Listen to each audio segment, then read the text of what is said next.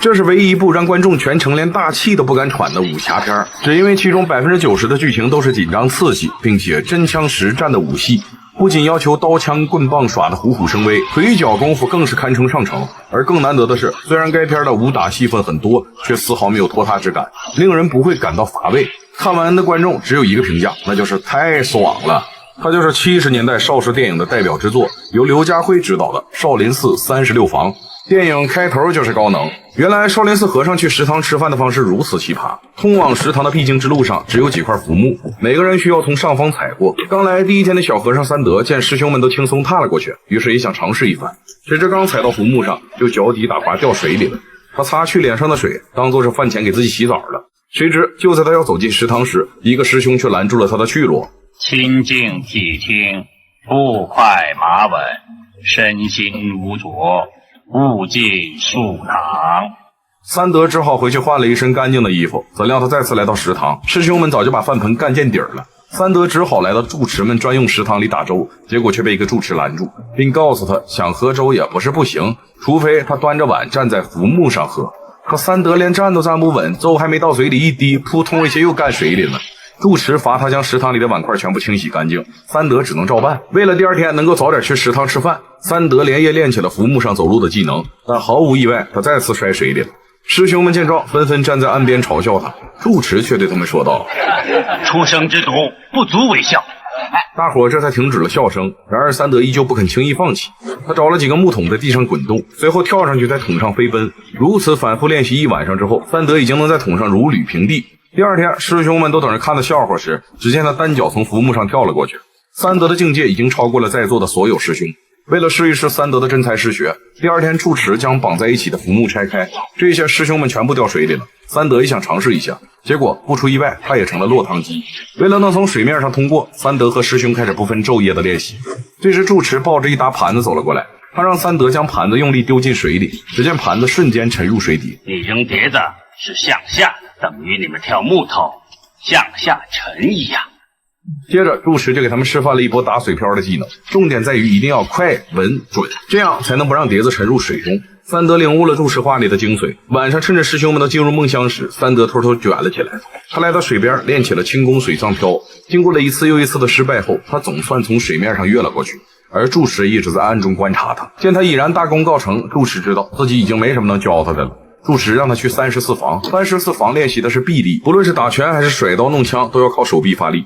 只见师兄们都在手臂上绑了2把刀，然后提着水桶往前走，整个过程不能将手臂垂下来，否则就会被刀划伤。一开始三德总觉得支撑不住，将手臂垂下来，被刀划伤几次之后，他就逼迫自己一定要稳当然的提溜住水桶。如此反复练习2个月之后，三德不但能稳定发挥，还时不时帮一下旁边的师兄。住持看着他露出了欣慰的表情。三德，练功的时候不准帮助师兄弟，这样会害他们永远练不成功的。是违反了本房的规矩，滚！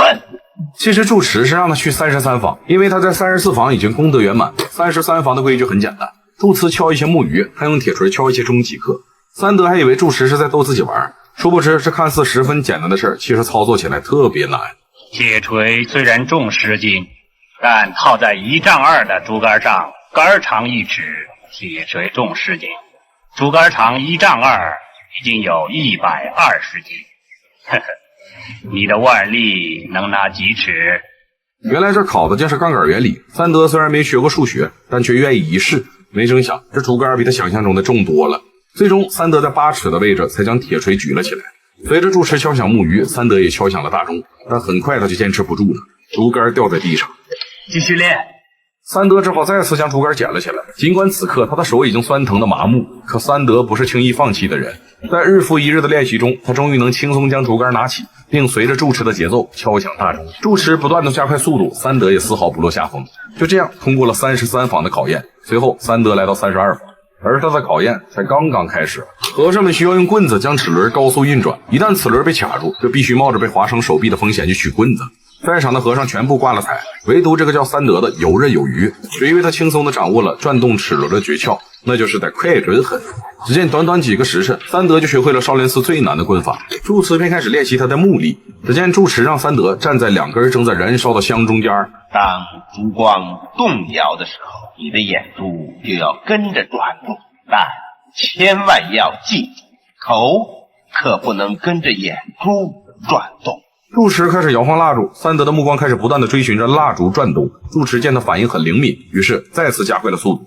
谁知三德竟不自觉地开始晃动脑袋，下一秒他的脸就被两边的香烫伤了。不过他并没有因此放弃，之后的每天，三德都会跟着晃动的烛光转动眼球，他的速度越来越快，已经能达到1秒钟旋转360圈。住持一见火候差不多了，于是让他击打反射烛光的铁桩。只见三德的反应速度特别快，凡是反射出烛光的铁桩都被他打个遍。住持见他大功告成，脸上露出了欣慰的笑。我主持木里房6年，你是最出色的，谢主持栽培。随后三德来到了31房练习铁头功，众人需要用头撞击沙袋。走上前，大家都上佛像前烧了一炷香。一旦有人发现偷奸耍滑，住持就会拿铁掌扇他们嘴巴子。三德刚弯了一下腰，住持就一巴掌呼他脸上。三德只好规规矩矩地练习起来。可当他来到佛像面前时，已经满头大包，差点晕了过去。住持拿着铁掌将他拍醒。三德，头为6阳之首，也是练力最后一关。如果你练成了头力，就可以开始练拳脚兵器了。三德听死，立马从地上站了起来。他明白自己必须要努力，因为他身上背负着血海深仇，所以他给佛祖上了一炷香之后，便开始努力练习起铁头功。只见他每一下都撞得很结实，但他的步伐却从来没有退缩过。一段时间后，他已经感觉不到头痛。此时他走得比谁都快，步伐比任何人都稳。短短几个月的时间，他的铁头功已经练 OK 了。不久后，方丈将他叫到眼前，在短短2年的时间里，三德已经完成了从35房中基础功夫到10房训练，这是本寺创办以来前所未有的奇迹，连方丈都给他表扬了一番。自此之后，你可在各房自责拳脚、刀棍各项武艺逐一群集。是。方丈还将他升为达摩院的执事。三德可以说是众多弟子中晋升最快的，但他的练武之路并没有停止。他继续到30房学习少林拳，不论什么时候，三德都极其刻苦。几个月后，他已经将少林拳法的精髓学到手了，成为打遍天下无敌手的存在。就连住持的招他都能接住，光练拳力不练脚力肯定是不行。于是三德来到29房，经过一段时间的练习，三德很快就能平稳地将脚穿过火圈。只要能达到这个境界，他腿上的功夫也算是练 OK 了。随后三德又勇闯刀房，本身他的基本功就扎实，耍起刀来更是虎虎生风。就这样，三德完成了35房的全部课业，在整个少林寺都是前无古人后无来者的存在。方丈对他很是赞赏，虽然说他的资历不够深，但方丈却要破格将他升任为35房任意一房的副住持。谁知戒律房的住持觉得他的晋升速度有点快了吧，以他目前的武艺，足以担当任何一方的副主持之任。方丈师兄，本寺武艺相传1000年，不能贸然从事。戒律房住持表示，三德若能打赢自己，可以让他担应任意一房的住持。三德知道自己的功力尚浅，不敢贸然迎战，但他却没有权利反驳戒律房住持的决定。随后二人，一人拿出了柳叶戒刀，另一人则用少林棍与之比试。三德本以为自己可以在距离上取点优势，没曾想戒律房住持出招速度极快，2把柳叶戒刀打得三德毫无还手之力。三德识相的认输了。你随时都可以找我斗。三德不是轻易服输的人，既然戒律房的住持还愿意给自己机会，那么他就在私下不断的练习，直到他觉得自己可以再次和他一战时，可惜这次三德还是败在他手上。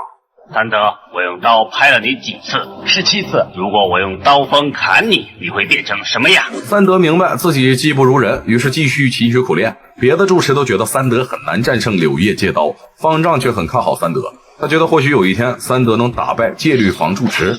而就在当天晚上，三德砍竹子时，突然发现一个价值连城的秘密。只见他将刀砍向竹子的瞬间，上面的竹子会顺势掉下来砸中他。他赶忙再来一次，果然竹子又掉下一次。为了增强攻击性能，他干脆将竹子一分为3。三德就此悟出了打败住持柳叶戒刀的办法，那就是3节棍来抵抗双刀。而这也是3节棍的问世之战。不管戒律房住持的出刀速度有多快，都能被三德的3节棍所压制。三德突然用了一招挑飞了戒律房住持的一刀，这场比试的胜负已定。方丈师兄，三德可以做任何一房的主持。但三德还没想到要主持哪一房，于是方丈给了他3天时间考虑。谁知三德却提出自己要创建36房，而36房专收俗家弟子。如此一来，不仅可以推广少林武学，还能让生活在社会的底层的百姓以武艺获取人权。三德从小就生活在市井中，见惯了高光强权欺凌百姓之事，所以他想用自己微薄之力改变这一现状。方丈听后为之大惊，他拒绝了三德的请求。方丈，这是有关少林武技流传千古的大事，请准弟子下山带领可造就的青年，在第36房之中袭击。胡说！你敢与我顶撞？方丈表面上虽然训斥了他一顿，却默许了他的请求，接着就以他顶撞自己之名将他赶到山下去，待他功德圆满之际才可回到少林寺。三德听懂了方丈的言外之意，这就是让他下山去招收俗家弟子的意思。三德回到家乡看望故人，但故人的石碑早已锈迹斑斑。三德来到乱葬岗为他们超度，谁知却遇见了洪熙官正在被唐三药欺凌。三德突然出手和唐三药对打起来。唐三药见当初那个小瘪犊子回来了，根本不把他放在眼里。原来当年恶霸唐三药把三德的全族都杀光了。三德死里逃生后进入少林寺，拼命的练习武功，为的就是回来找他报仇。如今三德已经今非昔比，仅仅几招就把他踩在脚下动弹不得。唐三药这才意识到自己踢到钢板了。你是佛门子弟，应该慈悲为怀。我国如来也要降魔，你是和尚不能杀人，和尚不能杀人，我杀！洪熙官从三德的手里抢过刀，恨不得要将唐三药碎尸万段。三德不忍直视地闭上眼睛。解决完唐三药，洪熙官便走到三德面前，请求他收自己为徒。洪熙官成了三德的第一个徒弟。不过要除掉大奸臣天达，仅凭二人的力量远远不够。他们决定再找一些江湖义士。于是二人来到铁匠铺，找到铜千金。此时的铁匠铺中，几个清兵闯进来，让铜千金帮忙锻造一批兵器。老铜不愿意为他们做事，双方因此打了起来。老铜虽然力大无穷，但终究没学过功夫，所以不是清兵的对手。这时三德走到他身后指点了几句，铜千金立马领悟到精髓。很快清兵就一个两个的被撂倒在地。老铜这辈子没服过谁，可此刻他却对三德无比佩服。他追上三德的脚步，请求其收自己为徒。而另一边，天达得知自己得力手下唐三被人砍死后，发了很大的火。他告诉众人一定要把凶手找出来。为了对付天达，三德等人决定在他的府邸周围进行暗杀。查过了将军府的地图后，三德认为他附近这个米铺作为据点最合适。一切准备就绪之后，三德这找上门来。臭米溜一看敲门的是个和尚，还以为他是来化缘的，没好气儿给他打发走。怎料三德不管不顾地闯了进去。臭米溜自认为自己的脚力还不错，所以要和他干一下子。谁知三德抬脚就给他踢翻在地。我今天喝多了，腿是服了一点，不过呀，你的腿力也很不错呀。三德将自己的计划告诉了臭米溜，还说天达命不久矣。臭米溜简直不敢相信一个和尚能说出来这话。他虽然也很讨厌满清鞑子，但他一向是个聪明人，知道什么该说什么不该说。可三德却执意要借他这个地方一用。不行，你这一下手我还能住得下去吗？你放心，我会带你上少林寺。臭米溜一听好像觉得也还行，于是答应了三德的请求。第二天，三德就一个人闯进将军府，将天达身边的得力手下杀死大半。天达得知后勃然大怒，他发誓一定要三德和少林寺付出应有的代价。结果他还没去找三德，三德和自己的几个徒弟找上门来，他们用米粉拦住了天达的去路。天达骑着马追了上来，他毕竟是久经沙场的老将军，功夫绝非一般人能比。三德拿出了三节棍对抗他的双刀，经过一番激烈的打斗，三德用三节棍将天达手中的双刀夺走，最终天达惨死在三德的铁头功下。这个残害百姓的大奸臣就这样惨烈的离世了。此后三德回到了少林寺，并将36房注持得井井有条，不少俗家弟子都拜入他的门下，但不是谁都能成为他的徒弟。进入36房前，每个人必须要通过身体素质和人品良知的严格考验，至此三德也成了闻名于世的大师。正是因为有36房的存在，少林武学才能在世间广为流传，而那些被恶霸压迫的穷苦百姓也可以来到少林寺学习一身武艺，随后下山为自己或他人伸张正义。而这也就是三德创立第36房的初衷。他见惯了人世间的疾苦，被社会鞭打100来回，却没有因此愤恨上世俗，更没有轻易放弃自己，反而沉下心来提升自己。待到他变强大之际，林过宇的他并没有选择恃强凌弱，而是决心用自己的力量去改变世间的不公，为后人撑伞。尽管他深知这世道并没有那么容易被左右，但他同时也坚信滴水终究能穿石，只要不放弃，一切皆有可能。今天的电影讲到这儿，我们下期再见，嘎达白。